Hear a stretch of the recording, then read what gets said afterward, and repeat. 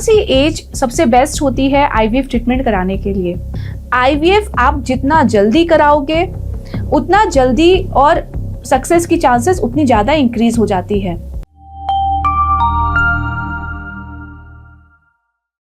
क्या आप प्रेगनेंसी के लिए प्लान कर रहे हैं, प्रेगनेंसी नेचुरली नहीं हो रही है और आप आईवीएफ ट्रीटमेंट के लिए सोच रहे हैं?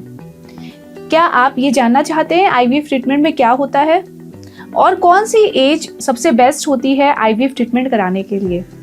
तो आप मेरी वीडियो एंड तक ज़रूर देखिएगा, क्योंकि इस वीडियो में मैं आपको ये बताने जा रही हूँ।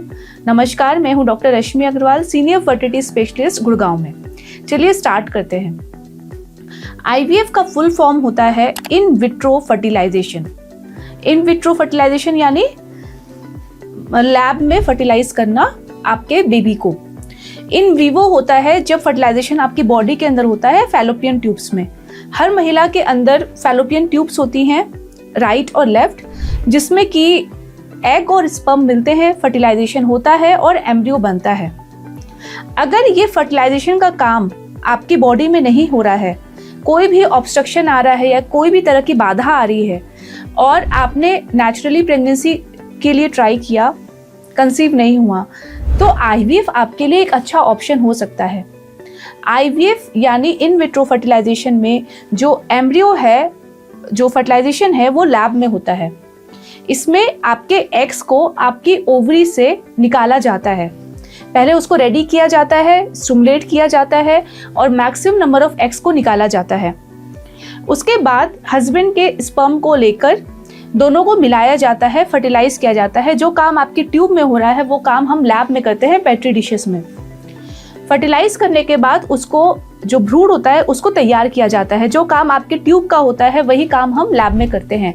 एक बार जब भ्रूण तैयार हो जाता है तो उस भ्रूण को महिला के गर्भ के अंदर वहीं पे ट्रांसफर कर दिया जाता है जहां पर वो नेचुरली चिपकता है।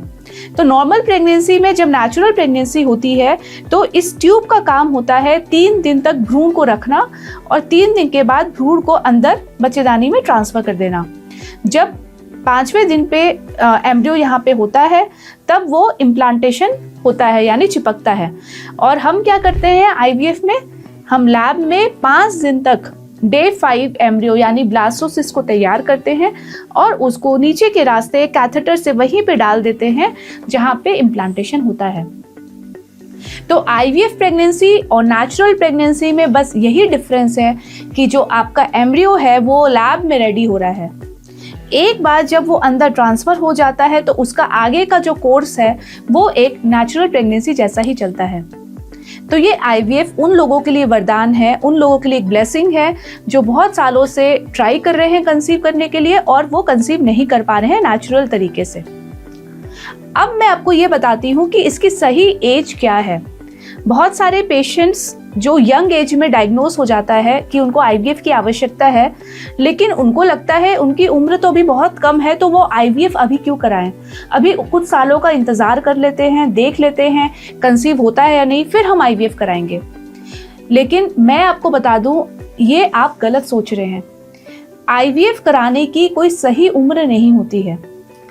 आईवीएफ आप जितना जल्दी कराओगे उतना जल्दी और सक्सेस की चांसेस उतनी ज़्यादा इंक्रीज हो जाती है, क्योंकि जो महिला की उम्र होती है उस उम्र के बढ़ने के साथ साथ जो अंडे की संख्या और अंडे की क्वालिटी होती है दोनों कम हो जाती है और जो स्पर्म्स है उनकी क्वालिटी भी डाउन होती है एज के साथ साथ। जब भी आपको पता चलता है कि आपको आईवीएफ की ज़रूरत है, आप उसी समय आईवीएफ की ओर जाएं, क्योंकि आप जितनी जल्दी कराएंगे उतने अच्छे अंडे निकलेंगे, उतना अच्छा स्पर्म होगा और जो भ्रूण है, एम्ब्रियो है, उसकी क्वालिटी उतनी ही अच्छी बनेगी और आपकी जो प्रेगनेंसी है उसमें भी जो कॉम्प्लिकेशंस है वो कम होंगे, क्योंकि आप यंग हैं तो आपकी बॉडी उतने अच्छे से आपके बेबीज को ग्रो कर पाएगी।